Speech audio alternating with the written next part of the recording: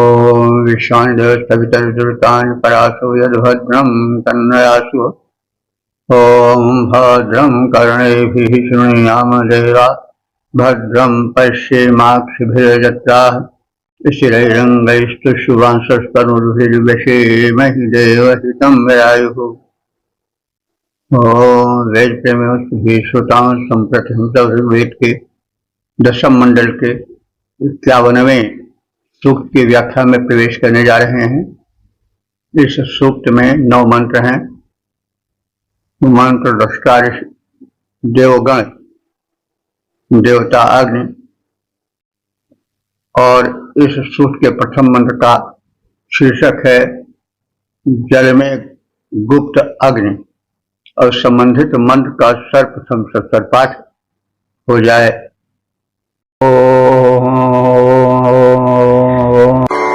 महत्तदुल्बं स्थविरन्तदा आसेद्येनाविष्टितः प्रवेशधापः विश्वा अपश्यद्बहुधाते अग्ने जातवेदस्तन्वो देव एकाः।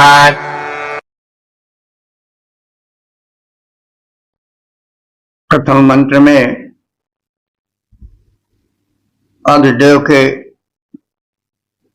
यज्ञ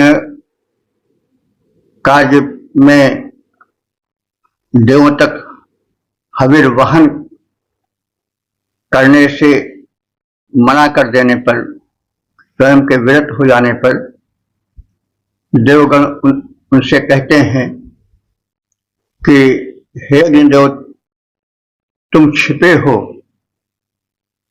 मेघों के आडंबर में, जल में, लेकिन तुम्हारे संपूर्ण रूप को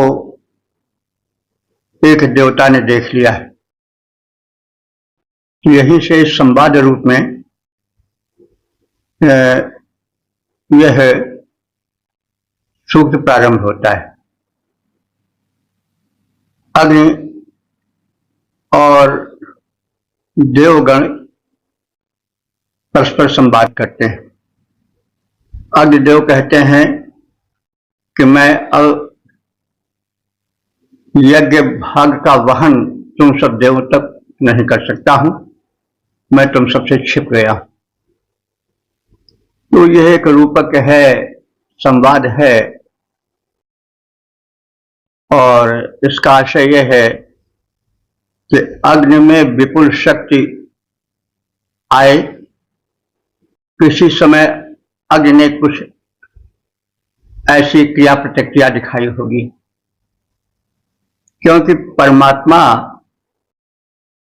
का विस्तार संपूर्ण सृष्टि है, और अग्नि जो है वो परमात्मा का तेजोमय रूप है। सूर्य, विद्युत, अग्नि सब एक ही रूप है।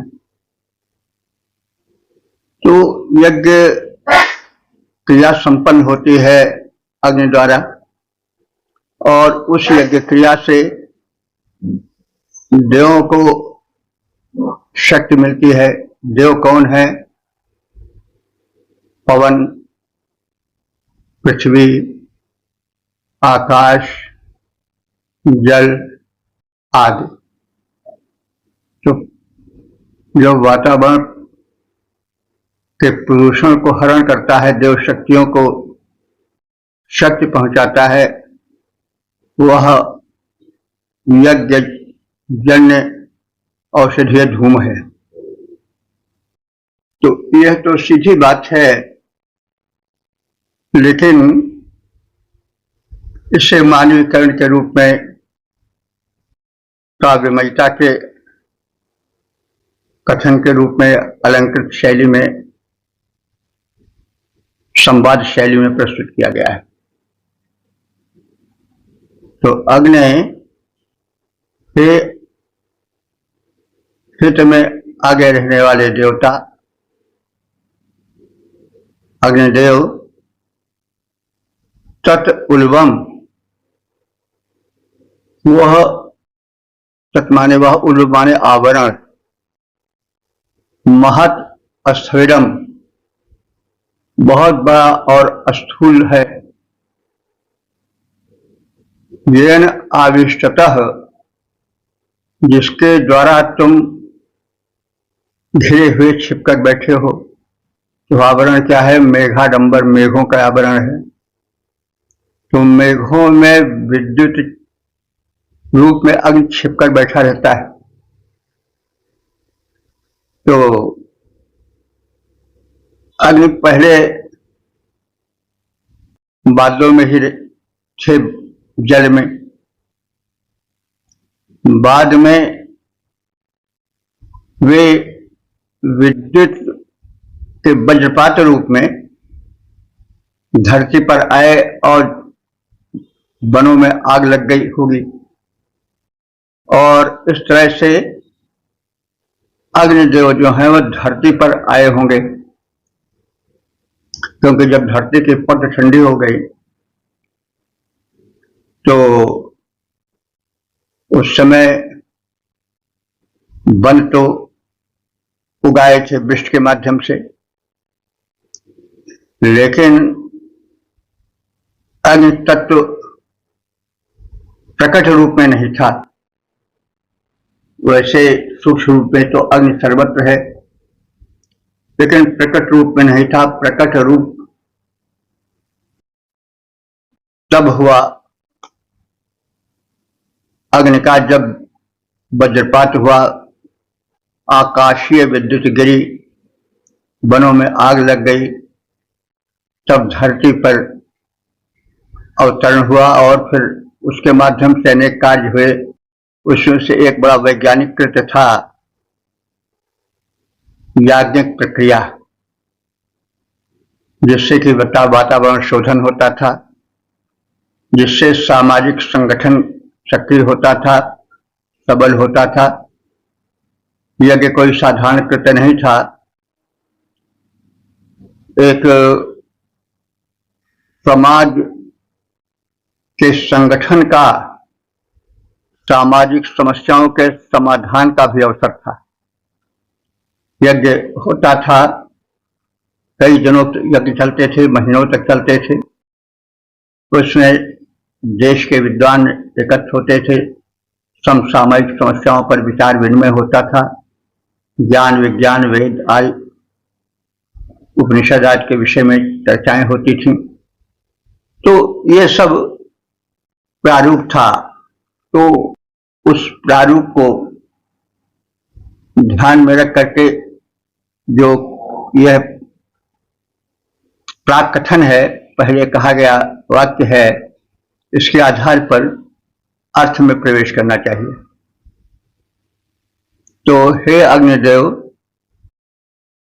तुम उस उल्ब में, आवरण में छिप गए हो, जो मेघ रूप में है और बड़ा व्यापक है, और उस मेघ में जल के रूप में तुम छिपे बैठे हो, जल में विद्युत रूप में तुम छिपे बैठे हो।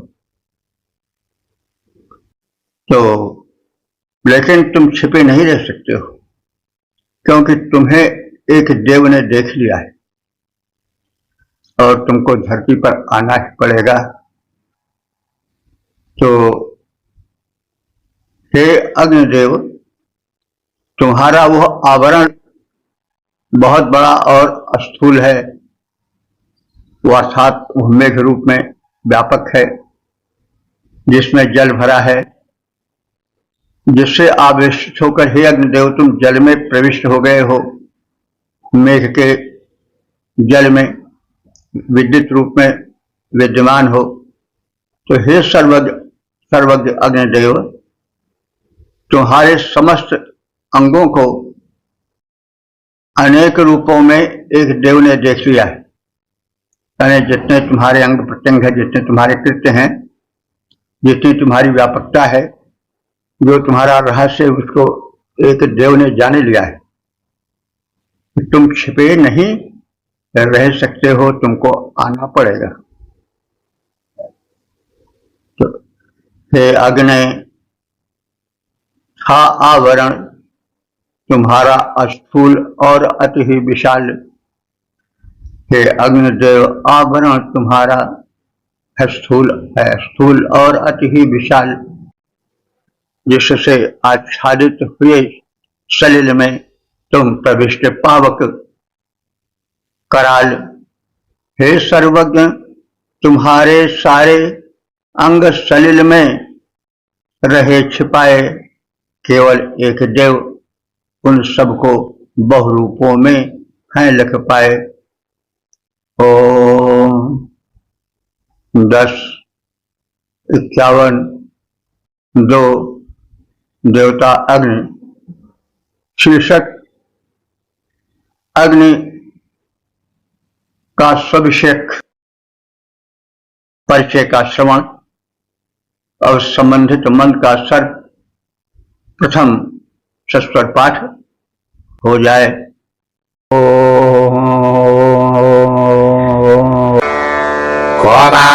दर्शकतमस्य देवाजो मे तन्वो बहुधा पर्यपश्यत क्वाहमित्रावरुणाक्षयन्त्यग्नेर्विश्वा सविधो देवजानीः।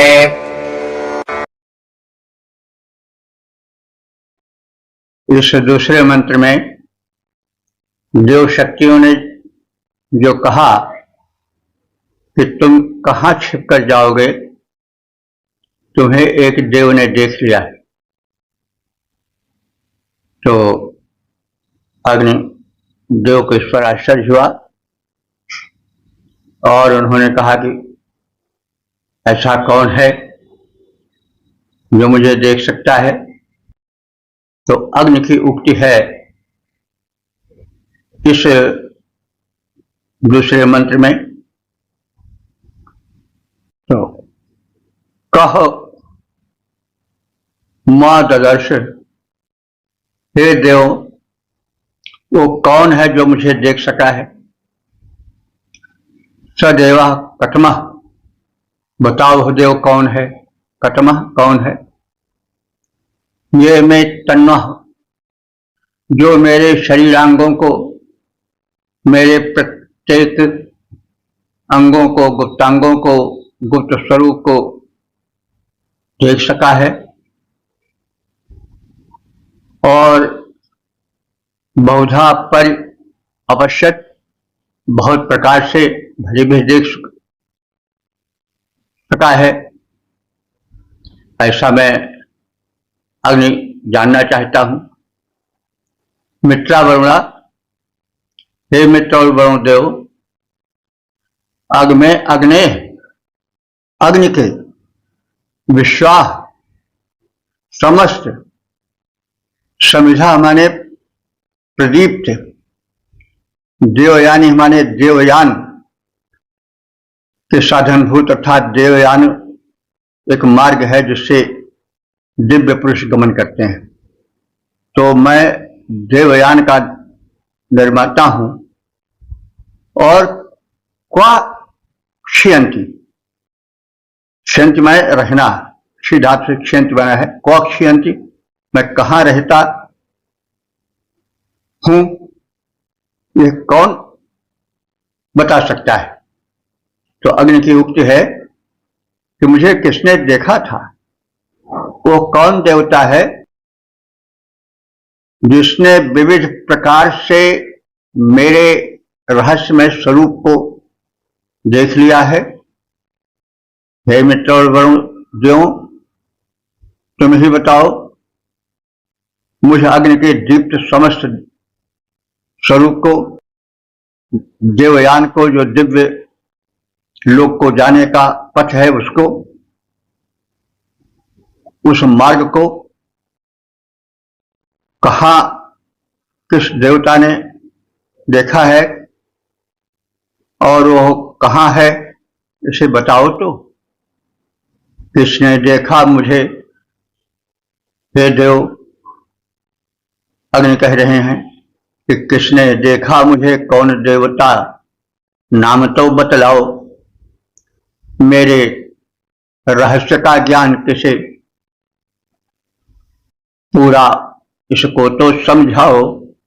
हे मित्र और हे वरुण देव, मेरा शरीर जाज्वल्यमान साधन जो देवयान का है, वह कहो कहां पर विद्यमान।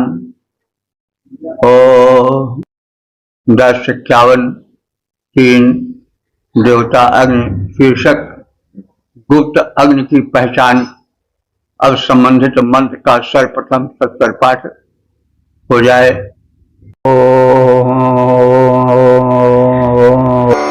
अयिच्छा मत्ता बहुधा जातमेधः प्रविष्टमग्ने अप्स्वोषधेष तन्त्वा अजमो अजिगेत्यत्र भानो दशान्तरुष्यादतिरोचमानम्।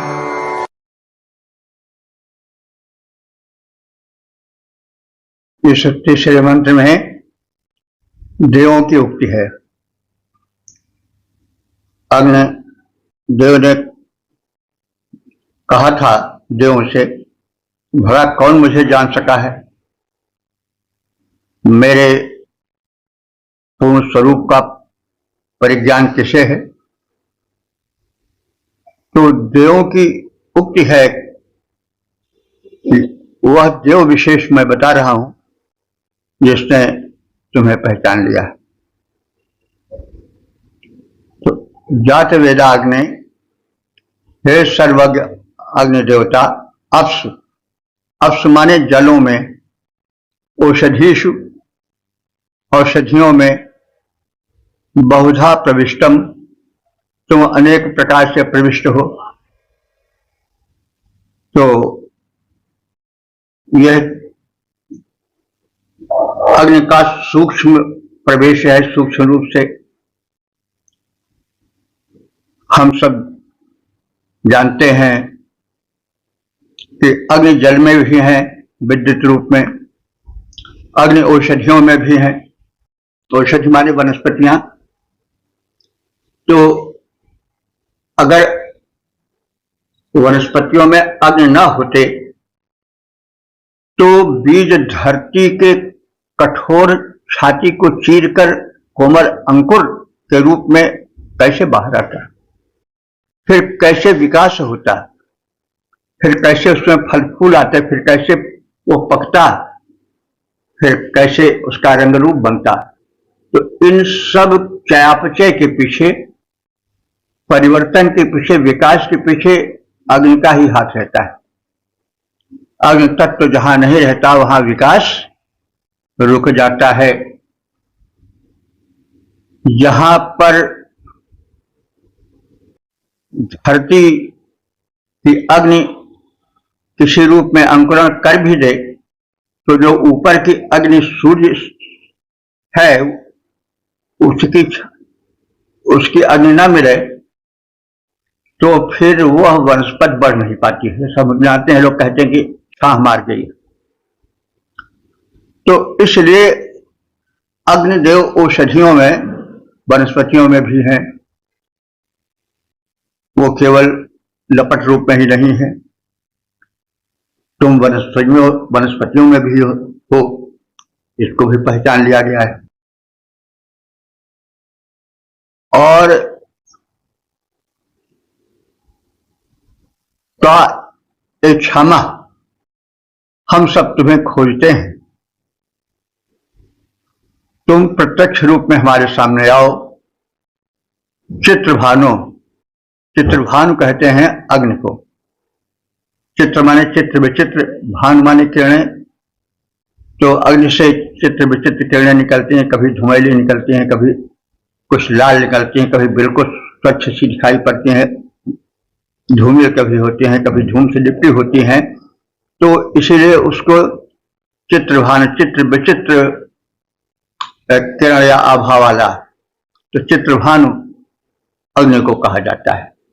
हे चित्रभानु माने हे अग्नि, तम त्वा, उस तुमको जो औषधियों आदि में प्रविष्ट हो,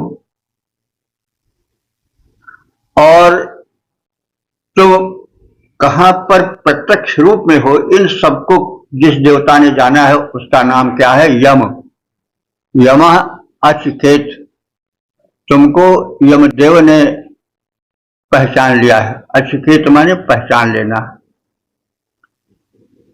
10 अंतः, तुम 10 गुप्त स्थानों में, उष्यात माने रहने वाले हो, वो 10 गुप्त स्थान कौन है? 3 भुवन, अग्नि, वायु, आदित्य, जल, औषध, वनस्पति और प्राणियों का शरीर। ये 10 अग्नि के गुप्त वासस्थान हैं। तो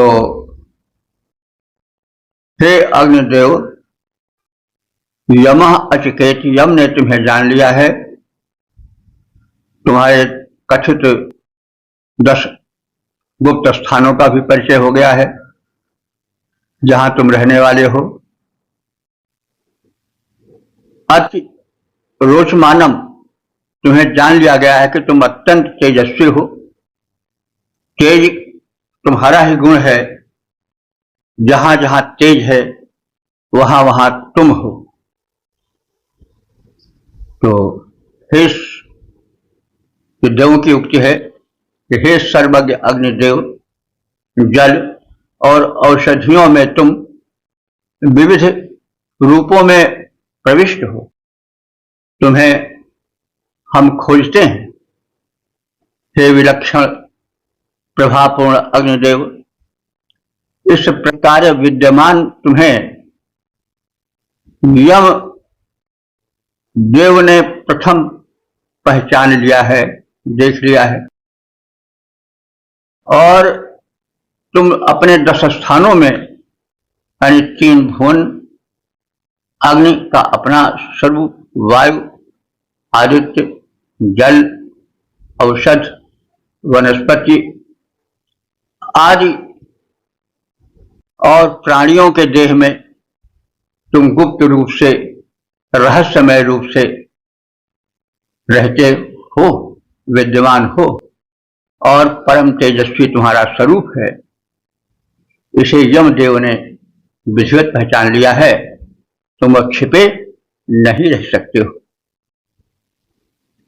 हे अग्नि, जल औषधियों में तुम विविध रूप में विद्यमान, हम तुम्हें खोजते किंतु कर सके यमदेव तुम्हारा सही ज्ञान।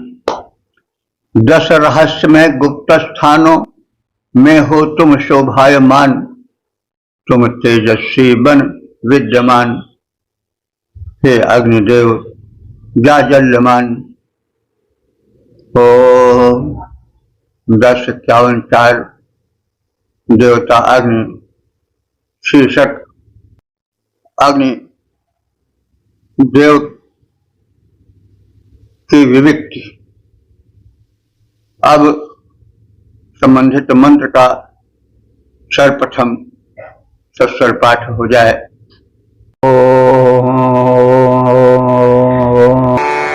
होत्रादहं वरुण बिभ्रता जन्मे देवमा जन्नत्र देवाः तस्य मे तन्वा बहुधा निविष्टा एतमर्थं न चकेताहमग्निः।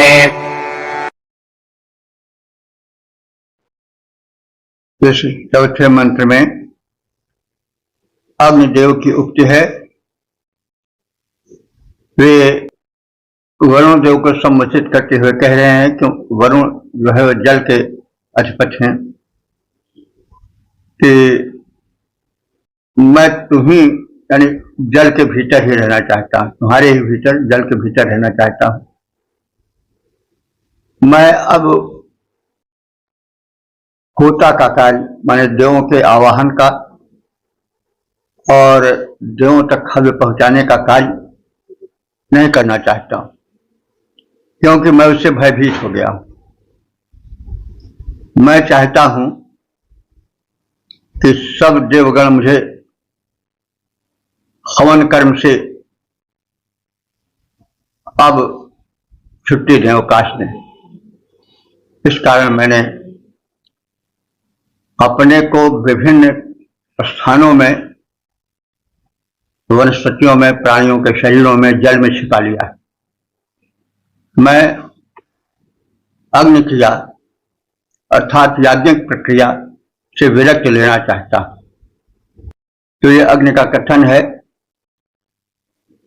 और वरुण देव का को संबोधित करके अग्निदेव कह रहे हैं कि वरुण, हे अग्निदेव, हे वरुण देवता, अहम मैं अग्नि होत्रात विभ्रात, मैं होता कर्म से, होता माने आवाहन करता, जो देवताओं का आवाहन कर्म होता है, उससे मैं ऊब चुका हूं और अब मैं उससे भय भी खाता हूं। देवाह मां अत्र न युनजम, देवता मुझे इस होता कार्य में अब नियोजित न करें। तत्समय तन्वः, इस कारण से मैंने अपने शरीरांगों को बहुधा निविष्टा, अनेक प्रकार से छिपाया है, वनस्पतियों में, जलों में, प्राणियों के शरीरों में, भिन्न भिन्न रूपों में, जठराग्नि रूप में, फलने फूलने विकास के रूप में, चयापचय रूप में, मेटाबॉलिज्म के रूप में, आदि आदि रूपों में, जैसी चर्चा पहले होती आ रही है। तो अग्नि कह रहे हैं कि मैं इस सृष्टि में अन्य कार्य करूंगा, प्राणियों के शरीर में, लताओं, वनस्पतियों, औषधियों में निवास करूंगा, विकास करूंगा, लेकिन मैं अब जो यज्ञ की क्रिया है, जो देव आवाहन की क्रिया है, जो देवदूत की क्रिया है, वो नहीं करूंगा। जैसे हड़ताल ऐसा हो कि नहीं, तो कुछ मांग होगी अग्नि देवता की, जो बाद में खुलेगी। तो अग्नि की उक्ति है कि हे वरुण देव, मैं देवों के आवाहन करने का, होता का काम नहीं कर सकता हूं, क्योंकि मुझे भय हो गया है कि मैं अब संपूर्ण रूप से यह कार्य नहीं कर सकूंगा। मैं चाहता हूं कि अब देवगण मुझे हवन कर्म में नियुक्त न करें, मुझे अवकाश दें। इसी कारण मैंने अपने को विभिन्न स्थानों में इस प्रकार से छिपा लिया है कि यह अग्नि कर्म जो यज्ञादि के रूप में होता है, वो मेरे माध्यम से न हो। मैं अग्नि ऐसा कार्य अब नहीं करना चाहता हूं। मैं अग्नि यजन से भय खाकर इस हेतु यहां पर आया हूं। अब सुर न करें उपयोग हवन में, निज इच्छा प्रकटाया हूं। कारण यही छिपाया मैंने, इस प्रकार निज दे हैं, नहीं चाहता यज्ञ कार्य में, कहता निसंदेह। ओम 10:51 5 देवताग्नि शीर्षक अग्नि देव से देवों का आग्रह। अब संबंधित मंत्र का सर्वप्रथम 70 पाठ हो जाए।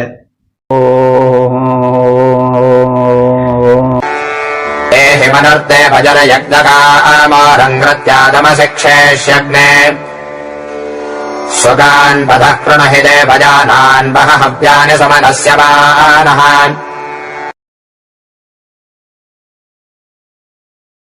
पिछले मंत्र में अग्निदेव ने खरा खरा जवाब दे दिया था कि मैं अब याज्ञिक प्रक्रिया में भाग नहीं ले सकता। इस पर इस 5वें मंत्र में देवों का आग्रह है अग्निदेव से कि वे जनहित में हव्यवाह बने, देवदूत बने और दिव्य शक्तियों को उनका यज्ञ भाग पहुंचावे। अग्नि, हे अग्नि देवता, देवों की उक्ति है कि हे अग्नि देवता, मनु, यह मानव जो है वो मननशील है, तो वैसे मनुष्यों के आदि पुरुष हैं, और मनु इसलिए है कि मननशील हैं, और मनुष्य जो है उनकी संतान है वो भी मननशील है, और यही सबसे बड़ी विशेषता मनुष्य की है। मननशीलता माने एक क्यूरियोसिटी, जिज्ञासा उसमें होती है। पशु जो है वो गंगा में जल, पशु ने गंगा में जल पिया, प्यास बुझा ली, लौट आया। मानव ने भी जलपान किया, गंगा का प्यास बुझाई, लेकिन ये गंगा का जल कहाँ से आ रहा है, कहाँ जाएगा, यह जिज्ञासा पशु में नहीं हुई, लेकिन मनुष्य में हुई, और यही मननशीलता उसके विकास का कारण है। Curiosity is the mother of invention, अंग्रेजी में भी कहा गया है। तो जो अग्नि देवता है उनसे देवता अनुरोध कर रहे हैं कि तुम मानव के हित में आओ, क्योंकि मानव जो है मननशील है, वह प्रगति पथ पर आगे बढ़ना चाहता है। वो सामान्य पशुओं की भांति केवल शारीरिक वासनाओं को, इच्छाओं को, आवश्यकताओं को पूर्ण करके चुप नहीं रहना चाहता है। तो उसके इस जिज्ञासा को, जो कि आविष्कार की जननी है, जिससे कि मानव शिष्य का श्रृंगार बन सकता है, इसलिए तुम उसके हित में आओ। शिष्य के विकास को आगे बढ़ाने वाले मानव के हित में आओ। देवयुह, तो देवताओं के भक्त जो मनुष्य हैं, ये यज्ञ कामा, यज्ञ की कामना करने वाले हैं, यज्ञ करने की इच्छा रखते हैं, क्योंकि वे यज्ञ के रहस्य को जान चुके हैं कि यज्ञाद भोज पर्जन्य पर्जन्याद अन्न संभव। यज्ञ से ही पर्जन्य बादल उत्पन्न होते हैं, बादलों से वृष्टि होती है, वृष्टि से जो है वह अन्नादि वनस्पतियों का विकास होता है। तो यज्ञ से सब प्रदूषित वातावरण हट जाता है, और जो कुछ वृष्टि आदि के रूप में होता है वो सब बड़ा ही शरीर के लिए उपयोगी होता है, प्रदूषण रहित होता है। तो मानव जो है वो विकासशील है, मननशील है, इसलिए उसका मुख देख करके तुम हे अग्निदेव, हम सब देवताओं के आग्रह से तुम उस यज्ञेच्छ मानव के हित के लिए आओ, प्रकट हो। अलंकृत तमसी शेषी, अलंकृत माने स्वयं को तेजस्वी करके अलंकृत, तो तुम स्वयं तेजस्वी होकर भी तमसी शेषी, शी धातु है, शेष माने निवास करना, तो तुम तेजस्वी होकर भी अंधकार की गुफा में क्यों निवास कर रहे हो? देवयानान, जो देवों की ओर ले जाने वाला पथ है, उसको तुम सुगम करो, सुगान कृणु, सुगम करो। समरस्य भान, और प्रसन्न होकर, समनस्य भान प्रसन्न होकर, हव्यानि वह, तुम हव्यादि द्रव्यों को मानवों के हित में देवों तक पहुंचाओ और उसे धारण करो। पहले देवों की उक्ति है कि हे अग्निदेव आओ, देवभक्त मानव यज्ञ इच्छुक हैं, तुम मानवों के हित में आओ। मानव मननशील है, विकासशील है, इस सृष्टि का श्रृंगार है, वह इसको स्वर्ग बना सकता है। तो उसकी इस इच्छा को ध्यान में रख करके, हे अग्निदेव, तुम अब विरत मत हो, तुम स्वयं तेजस्वी होकर अंधकार के आश्रय लेकर के मत छिपे बैठे रहो। देवों की ओर जाने वाला जो दिव्य मार्ग है, देवयान है, उसको सुगम करो, प्रसन्न होकर हव्यान वहन करो, मानव का हित साधन करो।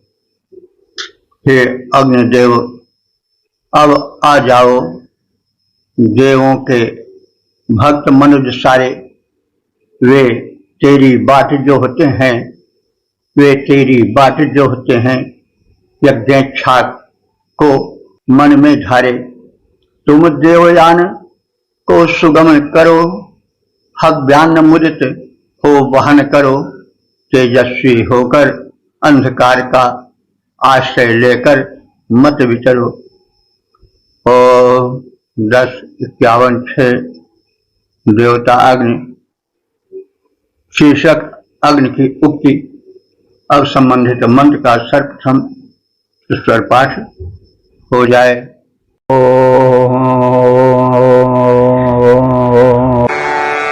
अग्नेः पूर्वे भ्रातरो अर्थमेतं रथेवाध्वानमन्वावरेवः तस्माद्भिजा वरुणदोरमा जङ्गो नो नक्षेप्नारविदेज्याजाः। इस छठे मंत्र में पांचवें मंत्र का उत्तर है। पांचवें मंत्र में देवताओं ने अग्निदेव से आग्रह किया कि आप मानव हित में आओ, मानव धरा का श्रृंगार है, इसलिए वो तुम्हारे माध्यम से यज्ञादि करके धरती को स्वर्ग बनाने की ओर अग्रसर होना चाहता है।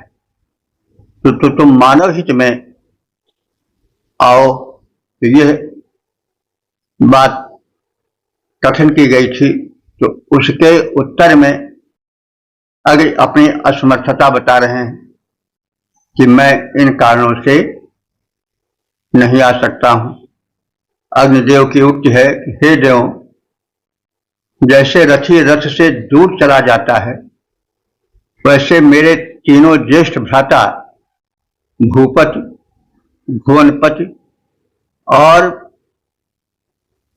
जो भूपति, भुवनपति और जो भूतपति हैं, भूत माने प्राणी, भूपति माने पृथ्वी के स्वामी, भुवनपति माने सभी लोगों के स्वामी, ये जो अग्नि के तीन ज्येष्ठ भ्राता हैं, अग्निदेव बता रहे हैं कि हमारे जो तीन ज्येष्ठ भ्राता हैं, जो भूपति, भुवनपति और भूतपति हैं, वे इस यजन कार्य को करते करते परलोकगामी हो गए।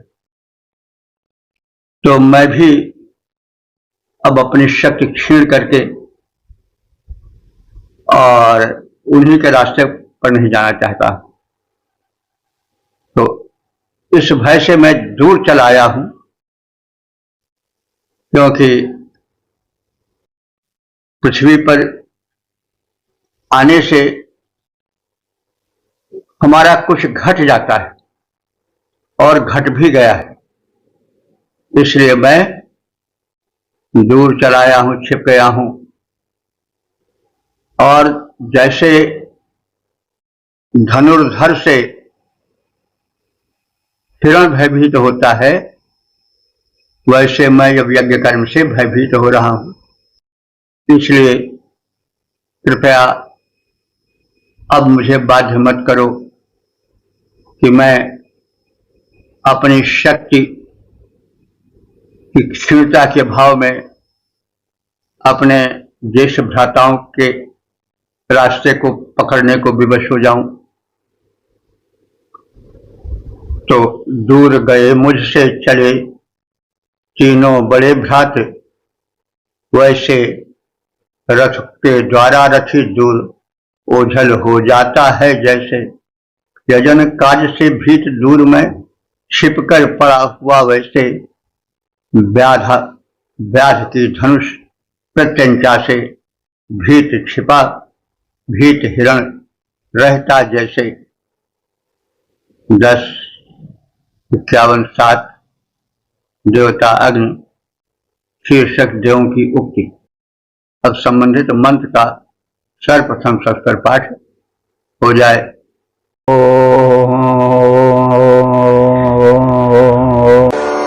कुर्मस्त आजुरजरञ्जरग्ने यथा आयुक्ताजातवेदो नरिष्याः तथा महाशिशुमनस्य मानो भागम् देवेभ्यो हविषः सुजाता।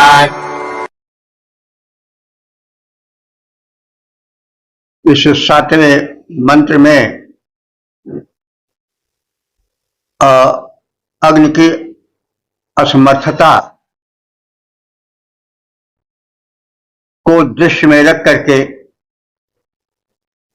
जो उन्होंने कहा था कि हमारे 3 भाई जो बड़े थे वे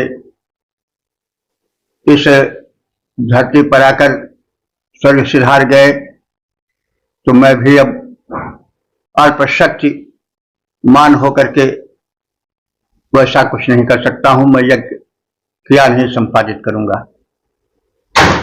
तो इस प्रकार से उन्होंने यह व्यक्त किया कि ऐसा करने से मुझमें जरा दोष आवेगा, मुझमें दौर्बल्य आवेगा, मरण भी आ सकता है। तो देव ने कहा कि बस इतनी ही बात है, तो हम सब तुमको हे अग्निदेव अजरम आयु, तुमको जरा रहित बुढ़ापा रहित आयु का वरदान देता हूं। ते कुर्मा, और तेरी इस जरा विषयक कथन को, जरा विषयक आग्रह को, जरा विषयक दौर्बल्य को, जरा विषयक तथ्य को दूर किए देता हूं और तुम्हें जरा रहित जीवन देता हूं। बुढ़ापा आएगा नहीं तुम्हें। जात वेदा, हे सर्वज्ञ अग्निदेव, यथा युक्ता, जिससे युक्त होकर तुम यौवन से युक्त होकर नरिष्या नहीं मरोगे। न ऋष्या माने मरोगे नहीं, मरण दोष तुम में नहीं आवेगा, जरा दोष तुम में नहीं आवेगा, जो कि पिछले मंत्र में अग्नि ने प्रकट किया था कि मेरे जो ज्येष्ठ भ्राता थे वे इन सब दोषों से ग्रस्त हो गए थे। तो देवताओं ने कहा कि निश्चिंत रहो, ये सब दोष तुम में नहीं आवेंगे, न तुम में जरा दोष आवेगा और न तुम में मरण का दोष आवेगा। ना मनुष्य, तुम मरोगे नहीं। अथ अब तुम जो है सुमनस्य माना प्रसन्न हो जाओ। तुम्हारी खिन्नता का, तुमने जो हड़ताल किया था, जैसे आज हड़ताल होता कुछ वैसे ही प्रतीत हो रहा है कि तुमने जो यज्ञ में भाग न लेने का, यज्ञ क्रिया न संपादित करने का व्रत लिया था या हठ ठाना था और अपनी मजबूरी दिखाई थी कारण बताते हुए, तो हम देवगण उसका निवारण करते हैं। अब तुम जरा दोष, मरण दोष आज से दूर हो जाओगे, यह हमारा वरदान है। अब हे देव सुमनस्य माना, तुम प्रसन्न चित्त हो जाओ।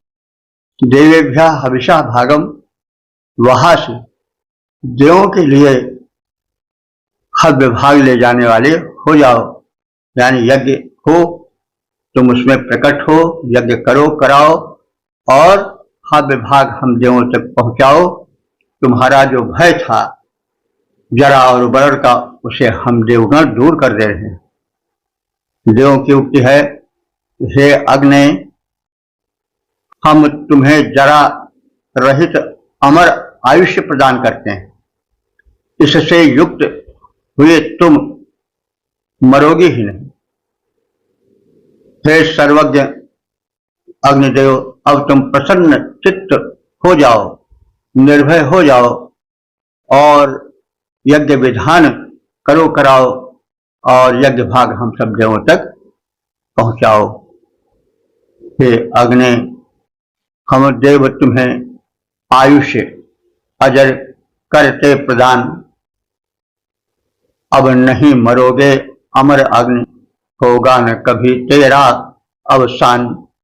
हे सर्वज्ञ अग्नि, अब तुम निर्भय होकर बाहर आओ, देवों के पास प्रसन्न चित्त हो, हविर भाग को पहुंचाओ। ओ 10, 51, 8 देवता अग्नि शीर्षक अग्नि की उक्ति। अब संबंधित मंत्र का सर्वप्रथम सत्सर पाठ हो जाए। प्रजाजान्मे अनुजाजांश्च केवलानोर्जस्वन्तम् हविषो दत्तभागम् घृतम् जापाम् पुरुषम् चौषधेना भक्तेश्च दीर्घमाजुरस्तु देवाः। इस 8वें मंत्र में अग्नि की उक्ति है। पिछले मंत्र में हम सब ने देखा कि देव ने अग्नि को अजर अमर होने का वरदान दिया, लेकिन कुछ बातें जैसे छूट सी गई थी, तो अग्निदेव ने इस मंत्र में उसे भी प्रकट किया है कि मैं अग्नि यज्ञ के प्रयाज माने प्रथम हविर्भाग को और अनुयाज अर्थात अन्य शेष हविर्भाग को तथा हवि के पुष्ट भाग को चाहता हूं, वो मुझे मिले ताकि मेरी शक्ति क्षीण कभी न हो। मुझे सार तत्व घृत भी प्राप्त हो और औषधियों से उत्पन्न प्रमुख पोषक भाग तथा साथ ही साथ दीर्घायु मुझे प्रदान करो।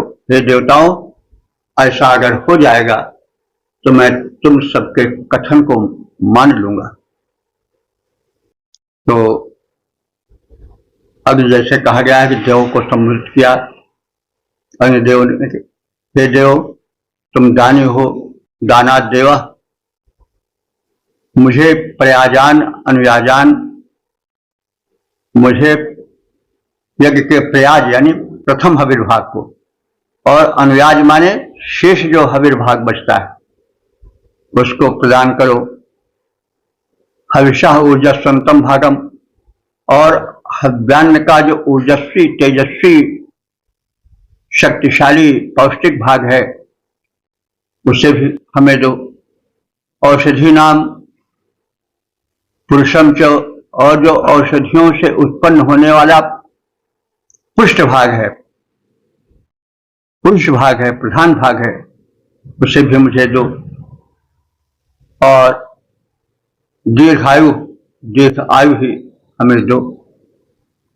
तो ही है अग्नि के उक्त, हे देव यज्ञ के प्रयाज का मतलब हुआ प्रथम हविर्भाग को, जो प्रथम हविर्भाग चाहे जाए वो मुझे प्राप्त हो।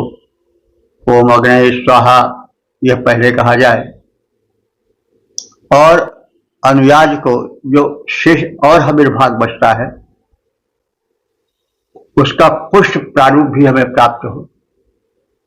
जल का जो सार तत्व घृत है उसका तेजस्वी रूप है। घृत का अर्थ तेज ही होता है, तो जो जल में भी तो तेज होता है, जल में भी वे गुण होते हैं जो कि तेज भरते हैं। तो वे जल के सारे पौष्टिक सार तत्व भी मुझे मिले, घृत भी मुझे मुझे मिले और औषधियों से उत्पन्न जो प्रमुख भाग है, पोषक भाग है, पुष्ट भाग है, वो भी हमें मिले और साथ साथ दीर्घायु भी मुझे प्रदान करो। दो दो प्रयाज अनुयाज हव्य का पुष्ट भाग कर दो प्रदान, हे देव दो प्रयाज अनुयाज हव्य का पुष्ट भाग कर दो प्रदान, हे देवों जल का सार तत्व घृत भी दो मुझे, बल से बल निधान, औषधियों से उत्पन्न प्रमुख जो भाग हमें कर दो प्रदान, दीर्घायु दान दो हमें इसी के साथ साथ देवों महान। ओम 10:51 देवता अग्नि शीर्षक देवों की उक्ति। अब संबंधित मंत्र का सर्वप्रथम सप्तक पाठ हो जाए।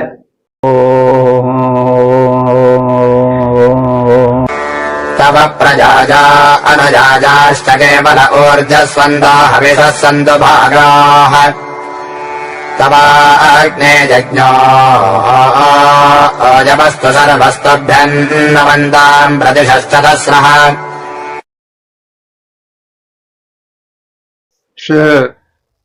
नवे मंत्र में, जो कि इस सूक्त के समापन का मंत्र है, उसमें देवों द्वारा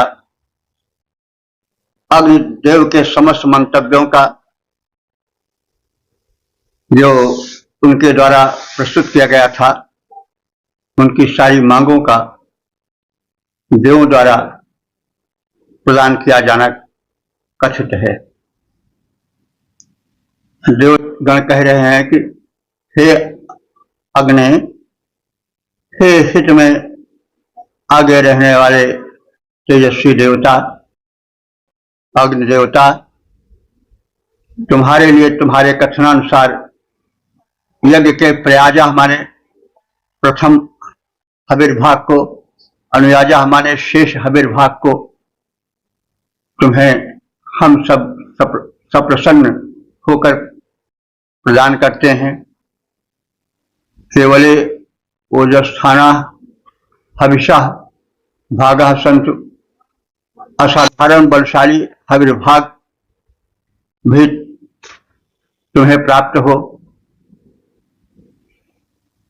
अयम सर्व यज्ञ तव अस्तु, ये सारा का सारा यज्ञ जो है वो तुम्हारा ही माना जाए। तुम्हारे ही अंचल में सारे यज्ञ के प्रारूप का निवास हो, यानी समस्त याज्ञिक प्रक्रिया तुम्हारे अधीन मानी जाए। हम देवगण सहर्ष यह कह रहे हैं, यह सारा का सारा यज्ञ तुम्हारा ही। प्रदिशः चतुष्षः तुभ्यं नमन्ताम्। प्रदिशः माने सभी विशिष्ट दिशाओं में, चतुष्षः माने चारों दिशाओं में, तुभ्यं नमन्ताम् तुम्हारा ही नमन हो, तुम ही पूज्य हो और हम सब तुम्हारा ही नमन करें। इस प्रकार से हे अग्निदेव, तुम हम सबके अग्रगण्य बने रहो। अग्निमीडे पुरोहितम होतारमृत धात्मम यज्ञ से देव मृत्युजम। ऋग्वेद के प्रथम मंत्र की पूर्व इसमें है। तो देवों की उक्ति है और इस उक्ति में अग्नि देव की समस्त समस्याओं का, उनके समस्त कथनों का जो है वो समाधान और उसकी पूर्ति का कथन है। तो हे अग्नि, प्रयाज अनुयाज विपुल और असाधारण हविर्भाग तुम्हें ही मिलेगा। सारे यज्ञ तुम्हारे ही होंगे, तुम्हारे ही माने जाएंगे। चारों दिशाओं में तुम्हारा ही नमन होगा। हम सब देवगण सहर्ष यह कहते हैं वरदान देते हैं। तो हे अग्नि, हम सब देव तुम्हें मन चाहा देते हैं वरदान। तुम्हें प्रयाज अनुयाज विपुल अविभाग मिलेगा सुख निधान।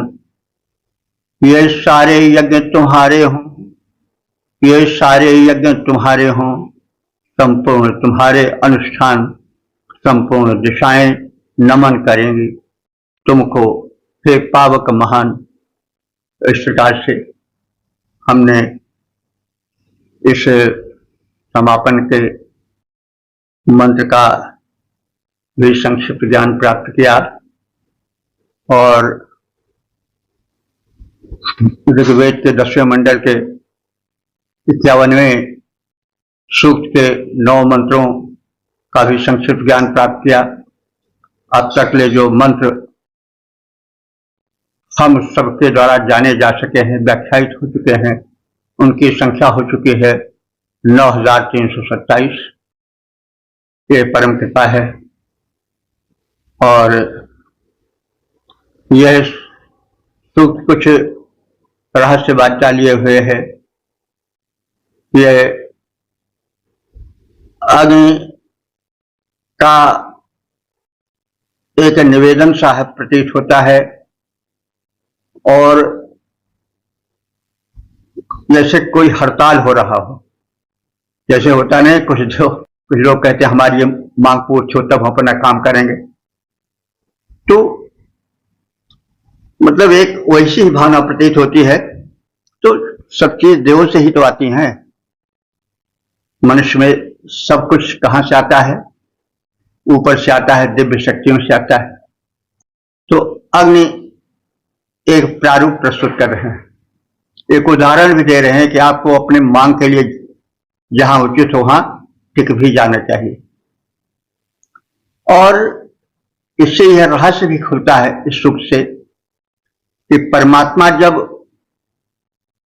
केवल एक शक्ति के रूप में, निर्गुण रूप में विद्यमान था और उसमें इच्छा हुई कि एको हम बहुत श्याम, मैं एक हूं बहुत हो जाऊं, तो उसका ही रूप यह संसार बना। जो उसका तेजोमय रूप था वह अग्नि हो गया, जो उसका क्षरणशील रूप था वह तरल जल बन गया।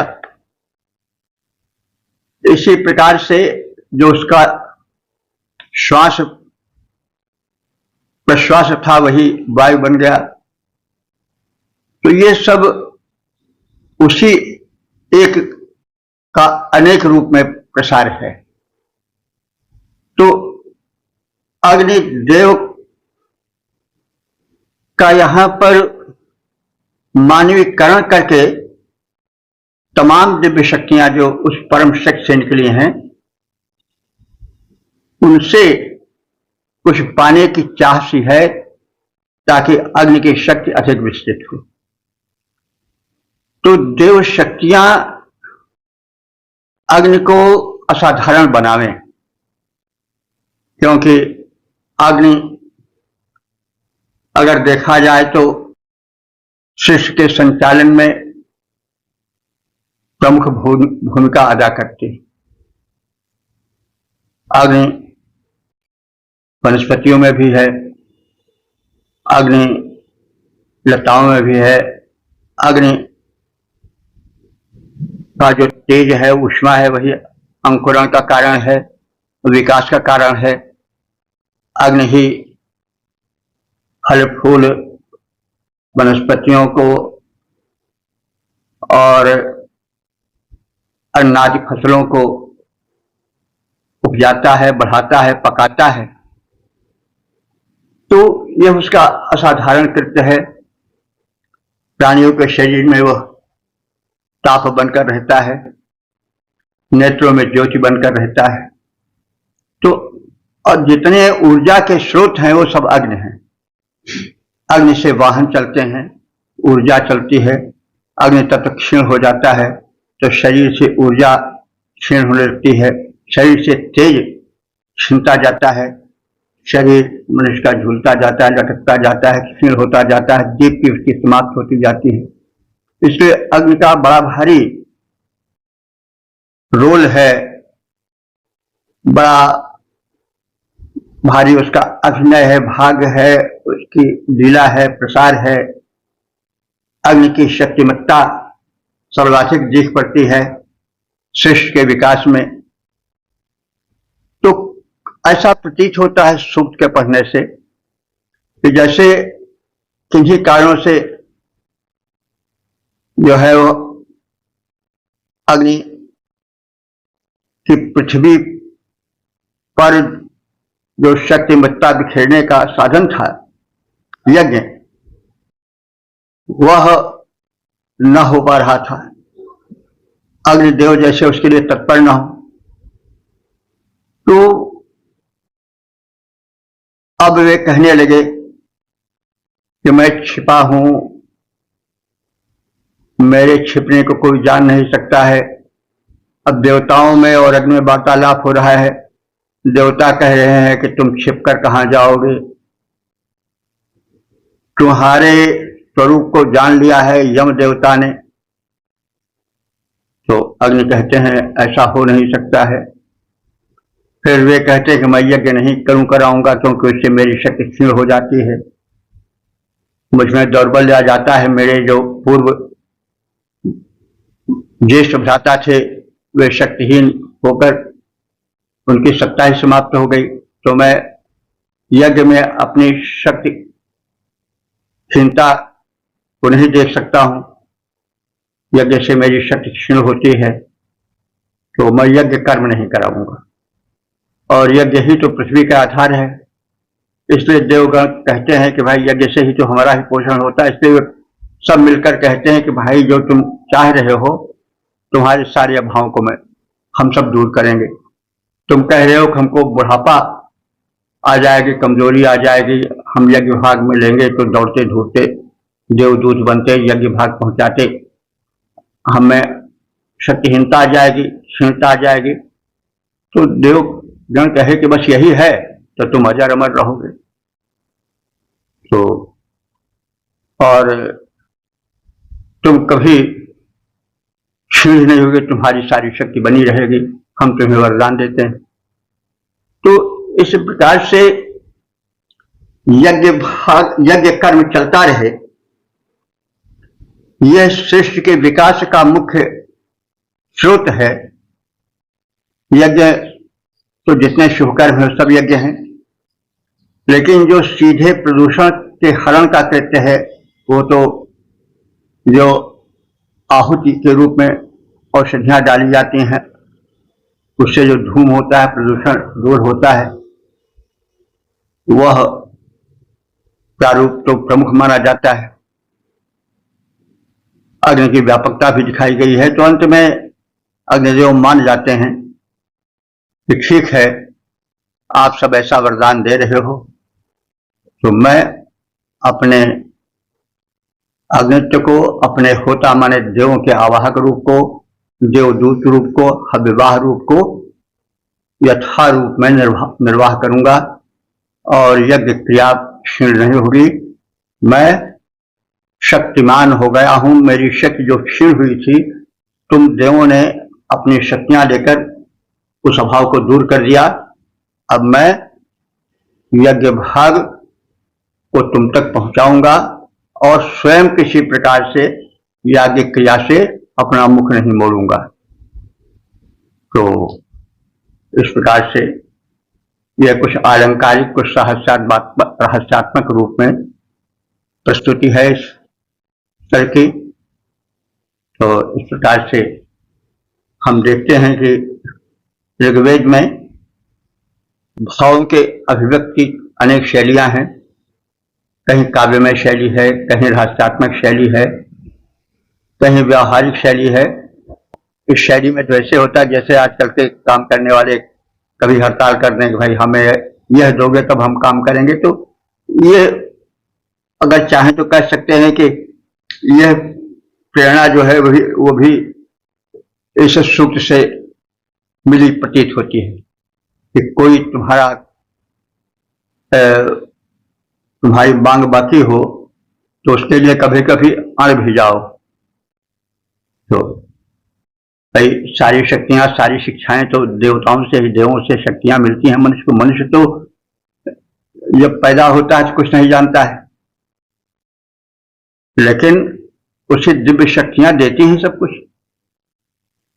तो सारा शिक्षण प्रशिक्षण तो दिव्य शक्तियों से, जो देव हैं उन्हीं से मिलता है। तो कभी कभी अपने उचित मांग के लिए अड़ जाना भी बुरा नहीं। तो यह शिक्षा सूक्ष्म रूप से झांकती हुई प्रतीत होती है। हम वेदों से व्यावहारिक शिक्षा भी लेते हैं, नैतिक शिक्षा भी लेते हैं, आध्यात्मिक भी लेते हैं, भौतिक भी लेते हैं। वेद अपने में संपूर्ण है। वेद केवल स्वशिवाचन तक ही नहीं। इस तथ्य को जाने, वेदों का अध्ययन करें। भारतीय संस्कृति जो सर्वोत्तम संस्कृति है, जिसे संसार मान चुका है, वो दबी न रह जाए। वेद सबके मूल हैं। भाषा जन्य काठिन्य, भावनाओं के अभिव्यक्ति जन्य शैली से उत्पन्न होने वाला काठिन्य सामने आता है। प्रभु कृपा से, उनकी प्रेरणा से हम उसको यथाशक्ति दूर करने की चेष्टा करते हैं। आप सब और अधिक सचेष्ट हों। इस ईश्वर की वाणी वेद का प्रचार प्रसार हो, लोक कल्याण हो, विश्व कल्याण हो। ओम सर्वे भवन्तु सुखिनः, सर्वे सन्तु निरामयाः, सर्वे भद्राणि पश्यन्तु, मा कश्चित् दुःख भाग् भवेत्।